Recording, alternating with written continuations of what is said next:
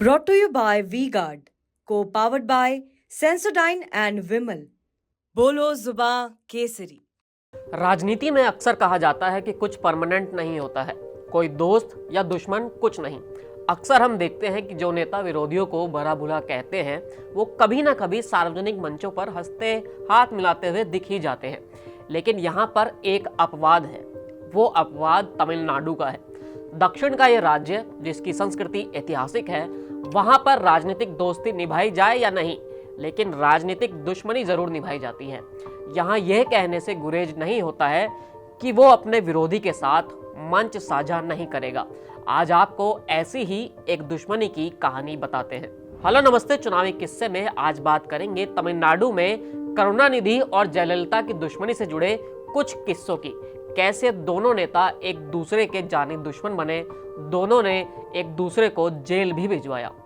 आज की पीढ़ी अगर तमिलनाडु का राजनीतिक इतिहास देखेगी या पिछले 3 दशक का राजनीतिक सफर देखेगी तो मालूम पड़ेगा कि कैसे इस राज्य पर कभी करुणानिधि या फिर जयललिता का ही राज रहा है। दोनों ने ही अपने अपने राजनीतिक गुरुओं से ये गुर सीखा था, अपनी पार्टी को आगे बढ़ाया था। कहने को तो AIADMK और DMK एक तरह से एक ही पेड़ के फल हैं, लेकिन दोनों के रास्ते बाद में जुदा हुए और राजनीतिक कट्टरता तक पहुंच गए।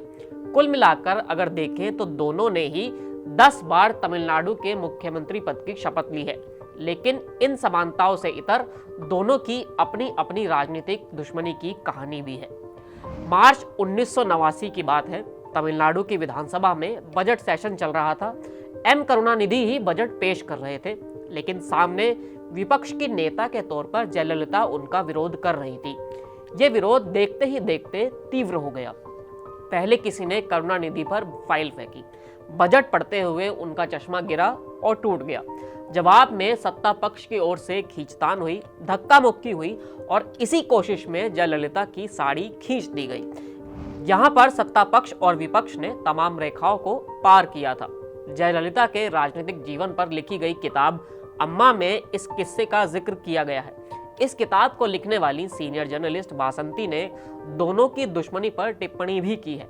वासंती बताती हैं कि वो सिर्फ एक दूसरे को नापसंद ही नहीं करते थे, बल्कि एक दूसरे से पूरी तरह नफरत भी करते थे। जब विधानसभा वाली घटना हुई तब जयललिता ने इसे कभी माफ ना किए जाने वाला अपमान बताया और कसम खाई थी कि वो विधानसभा में तभी लौटेंगी जब करुणानिधि सत्ता से बाहर होंगे। इस किस्से के बीच आपको DMK और AIADMK का इतिहास भी बताते चलते हैं। द्रविड़ आंदोलन जब चल रहा था उससे ही DMK का जन्म हुआ। DMK के अलग अलग कर्ता धर्ता रहे, लेकिन जब M करुणानिधि के हाथ में इसकी कमान थी तब उनके साथी रहे MGR से मतभेद हुआ और फिर उन्होंने अपनी एक अलग पार्टी बनाई और नाम रखा AIADMK। MGR का निधन हुआ तो पार्टी पर जयललिता का कब्जा हुआ और इस तरह जो लड़ाई करुणानिधि बनाम MGR से शुरू हुई थी वो बाद में करुणानिधि बनाम जयललिता तक पहुंच गई। अब एक और किस्से पर चलते हैं। जयललिता पहली बार 1991 में मुख्यमंत्री बनी थी, लेकिन 1996 के चुनाव में उनके राजनीतिक दल AIADMK को करारी हार का सामना करना पड़ा। यहाँ तक कि जयललिता खुद अपनी सीट भी नहीं बचा पाई थी। इसकी बड़ी वजह उनके दत्तक पुत्र सुधाकरन की शादी में हुआ करोड़ों रुपयों का खर्च माना गया। भ्रष्टाचार की ये पहली छींट भर थी जो आने वाले सालों में एक बड़ा धब्बा बन गई। 1996 से 2001 के बीच DMK की करुणानिधि सरकार ने आय से अधिक संपत्ति के मामले में जयललिता के खिलाफ कई मामले दर्ज किए। इनमें से एक था कलर टीवी घोटाला।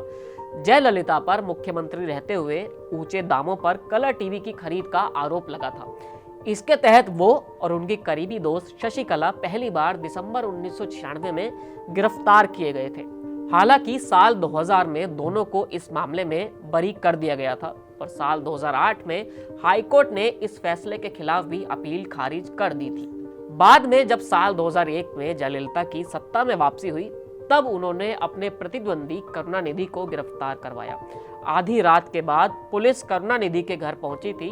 फ्लाईओवर बनाने को लेकर हुए भ्रष्टाचार में उन्हें गिरफ्तार किया गया था। ये एक राजनीतिक बदला था जो जयललिता ने लिया था। जयललिता और करुणानिधि के बीच दुश्मनी का ये एक हिस्सा भर था। इससे पहले 1999 में जब जयललिता ने दिल्ली में अटल सरकार को अपना समर्थन दिया था, तब उन्होंने अटल बिहारी वाजपेयी के सामने एक शर्त रखी। वो शर्त थी कि करुणानिधि की सरकार को हटा दें, लेकिन ऐसा नहीं हुआ। गुस्से में जयललिता ने अटल सरकार से ही समर्थन वापस ले लिया और केंद्र की सरकार गिर गई।